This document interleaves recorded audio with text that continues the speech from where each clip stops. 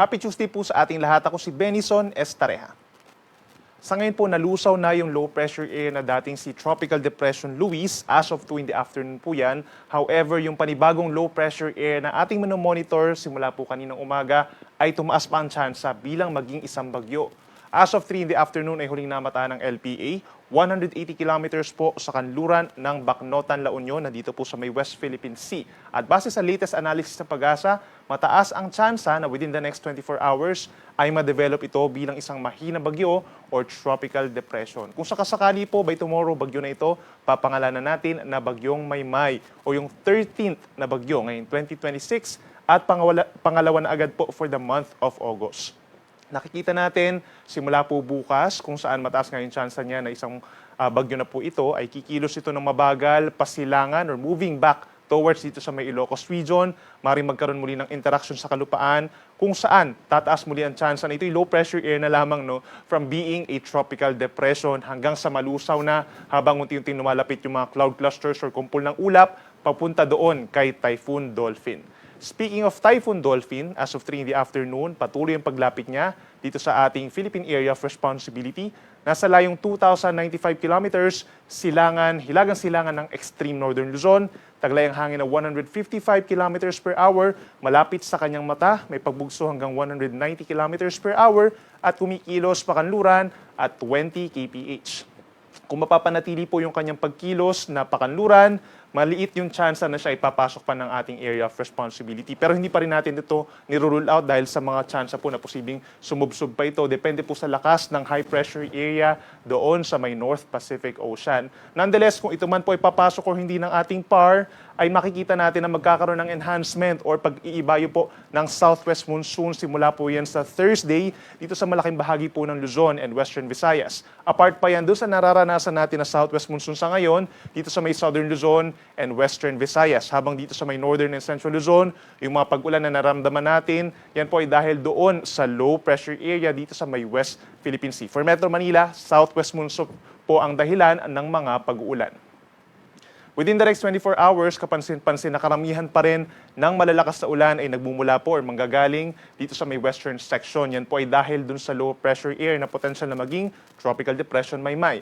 Within the next 24 hours, hanggang 200 millimeters possible po dito sa may La Union, ganyan sa Benguet, pababa ng Pangasinan, and Zambales. Equivalent po yung ganito karaming mga pag-ulan na hanggang 200 millimeters sa malawakang mga pagbaha, lalo na sa mga low-lying areas at yung mga bulubundukin na lugar, mataas po ang tsansa ng pagguho ng lupa. So make sure po na coordinated tayo sa ating mga local government units kung kinakailangan po ng rescue or evacuation. Bukod pa dyan, meron tayong 50 to 100 millimeters within the next 24 hours dahil po dun sa low pressure area dito sa may Ilocos Sur, Mountain Province, and Ifugao, gayon din sa may Tarlac, Nueva Ecija, Bataan, Pampanga, and Bulacan.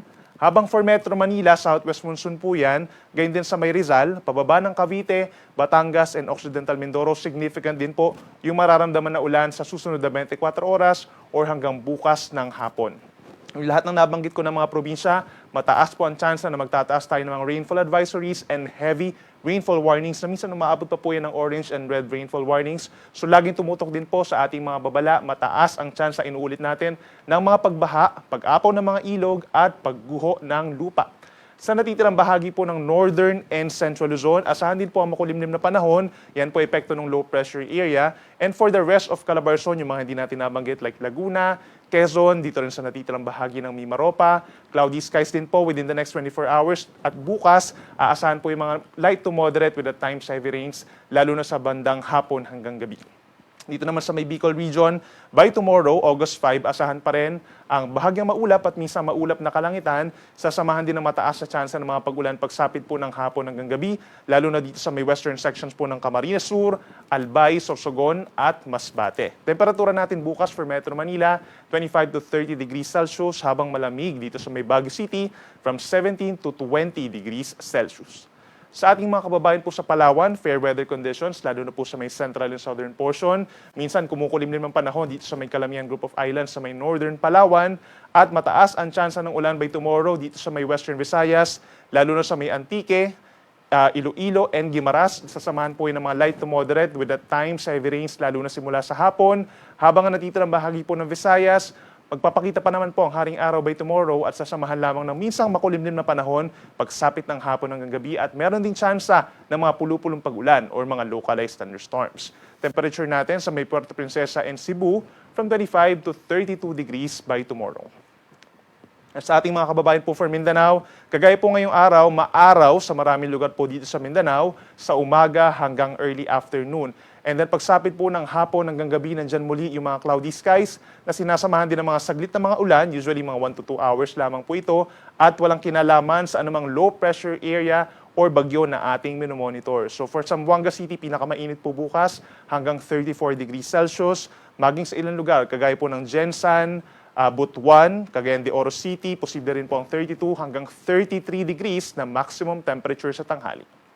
Para naman sa magiging lagay ng panahon o yung aasahan nating pag-ulan simula po bukas ng hapon hanggang Thursday afternoon, ito na yung time kung saan posible na nga pong tropical depression or mahinang bagyo yung minomonitor natin dito na LPA at papalapit na po, unti-unti lumalapit dito sa may western section po ng Northern Luzon. So ibig sabihin, ito ring mga areas kagaya po ng Ilocos Sur, La Union, and Benguet ang posibleng makaranas ng pinakamalalakas na mga pag-ulan hanggang 200 millimeters. Ito yung maaaring mag-cause nga po ng numerous flooding at landslides, lalo na sa mga bulubundukin at mga mabababang lugar.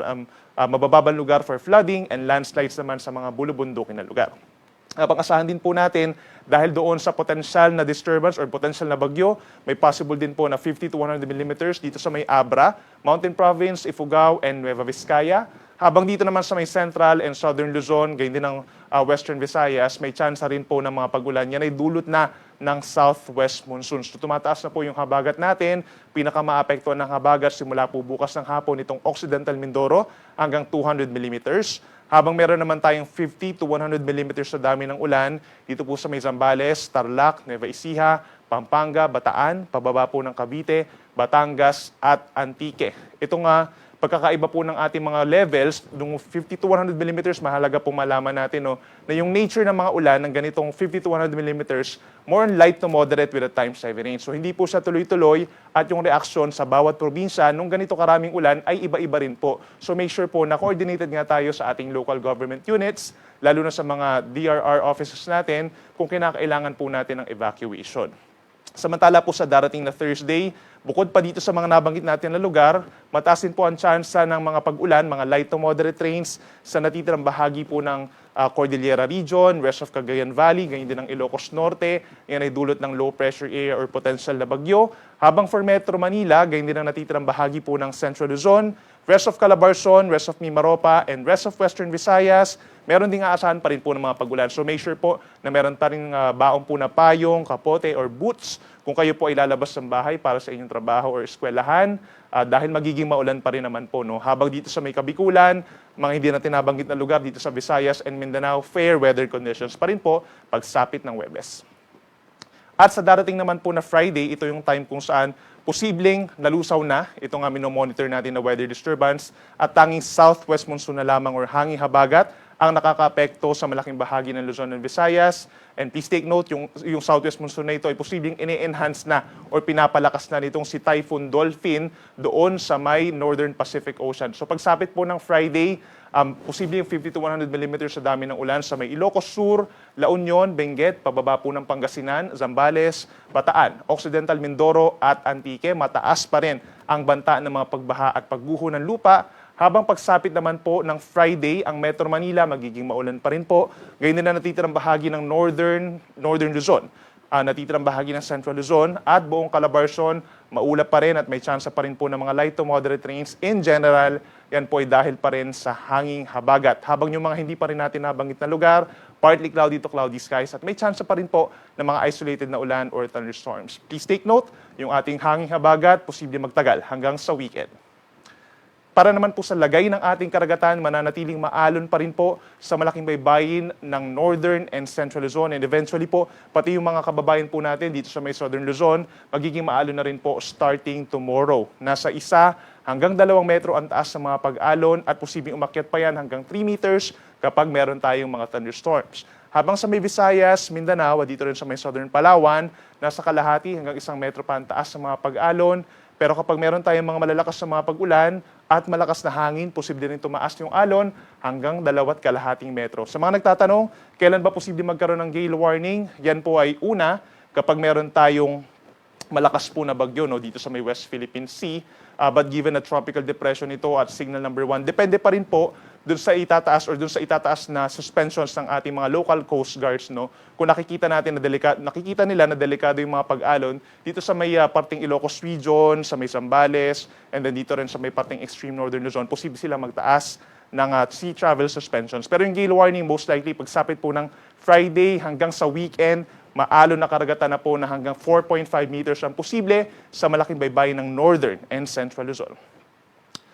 Ang ating sunset ay 6:24 ng gabi, mamayatang sunrise bukas, 5:40 naman ng umaga. Yan muna latest mula dito sa Weather Forecasting Center ng Pag-asa. Ako muli si Benison Estareja. Mag-ingat po tayo.